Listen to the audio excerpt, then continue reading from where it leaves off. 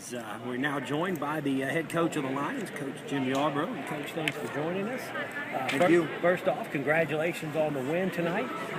You knew this was going to be a hard-fought game, one that would stay in the 50s or 60s, and you got just what you bargained for tonight. Indeed, we did. I really thought the first team to 60 or to get into the 60s was going to be big. I thought low 50s, high 40s might favor them a little bit. We knew they had a little trouble scoring the basketball. Very good defensive team, very physical team. And, at times you could see our guards like Josh Fillmore and Michael Hawkins and some of those guys early on unable to go around them, kind of bothered by their physicality. We couldn't get to the basket. But then as time went on, we started doing a little bit better with driving in the second half. I thought we did a very nice job. Yeah, you're right, though. We got everything we bargained for. They were a very, very tough team, but it was great to wrestle it away. I thought it was really interesting. I tried not to be at all unnerved by the fact that they had 3 points for the longest time, and yet it was 25-23 at halftime. I said, well, this is a great challenge for us. Let's see if we can pick it up in the second half. And typical of Lion basketball, we had a very prolific second half and pulled away and did enough job to keep a good working margin. And what did you talk about with your team at halftime? Because as you mentioned, you did have the big lead, and then credit them, a veteran team, a veteran coach. They fought back and made it a 2-point game at halftime. Well, we knew they were hurting us a lot inside, and just like the Rice game. The difference was Rice had been hitting shots and had gotten up double-digit points on us, and this one was more of a nip-tuck game. And they did a good job of trying to pound it inside. So we made it just a couple of adjustments. We talked about we were really trying to make the court very small with their drives. They run a lot of ball screens where they come off a handoff, and they're driving it almost like they're downhill running at you. And we did a good job on their drivers for the most part. But then all of a sudden they kept going high-low, and their big kid's very effective, 6'8", 250, and he's very effective. He did a nice job. So we talked about when he caught the ball, positioning ourselves to dig it out and make the court small for him as much as we could. I thought the big difference, though, in the second half was, typical of our team right now, and I hope our team will embrace this, we had some parts that weren't working as well. And in this particular game, Julian was moving the ball, but he wasn't in a very much of an attack mode. Very early in the second half, I brought Josh Fillmore. Josh is a good enough freshman he could probably start for us.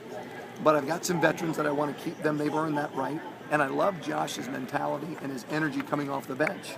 And, how many minutes did he play tonight? He ends up going for 16, but I think he had 5, 4, 5, 3, 4, 5 in the first half, so he got 10, 11, 12 minutes in the second. And I thought some quick hands, some deflections, some rebounds that led out to runouts, and all of a sudden AB's dunking on the other end, or we're laying it up on the other end. That's what broke the game open.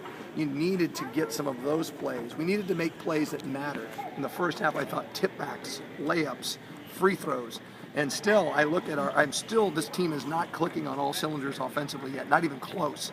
I think our three-point shooting can be better. Certainly our free throw shooting should be much better. We're a 70+% free throw shooting team. We're 13 for 25 tonight. But, we did enough to get that working margin. I'd love to see us playing better, but that's what you're shooting for as you get to McNeese and Nichols that opening week in January when you play conference play.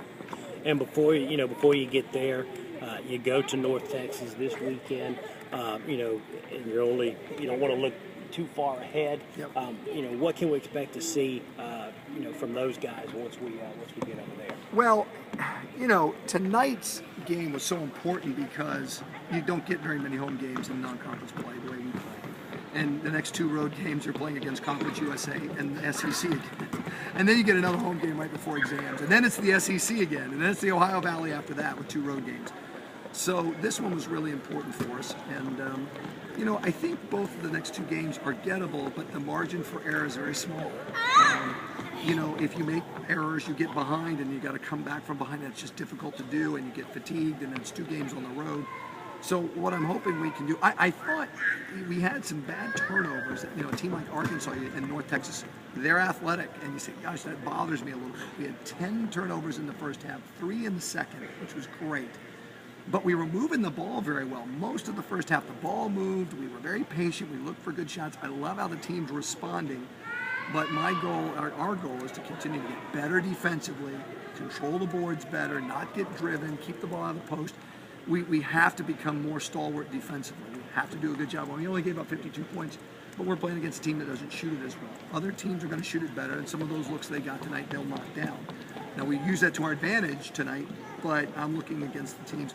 But it gave us at least a taste of what Southland Conference basketball is going to be like when you play anybody from McNeese to Sam Houston. It was that kind of game. And to learn how to win it, to be in a close ball game at halftime, to not get too rattled, to, you know, if we could have finished free throws and made those in the last 5 minutes, and those are the free throws that count, by the way. If you can be a team and player that does that and makes free throws in the last 5 minutes, when obviously they really, really, really count, that's when you know you've maybe had a breakthrough. And that's what we're looking for all over the place. Breakthroughs defensively, breakthroughs I think we're getting on offense, not making the shots yet, breakthroughs at the foul line, breakthroughs with our decision making, and trying to get this team to push through.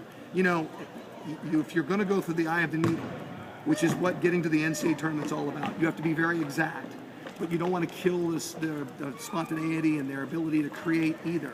So it's a real fine line to get them prepared and then let them go out and do the job. So really what we're talking about is experience, and we're talking about experiences together and consistency, and that's what we're hoping we get every time we step out on the floor.